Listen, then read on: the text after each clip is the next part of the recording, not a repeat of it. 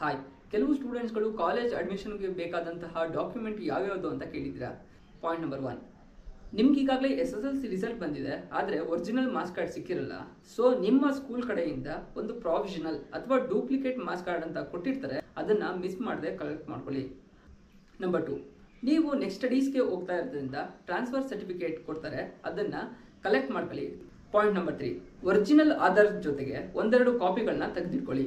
Point number 4, ಕೆಲವು ಕಾಲೇಜ್ಗಳಲ್ಲಿ ನಿಮ್ಮ ಪೇರೆಂಟ್ಸ್ನ income ಮತ್ತೆ ಕ್ಯಾಸ್ಟ್ ಸರ್ಟಿಫಿಕೇಟ್ ತಗೊಳ್ಬೋದು, ಒಂದೆರಡು ಕಾಪಿಗಳನ್ನ ತೆಗೆದಿಟ್ಕೊಳ್ಳಿ.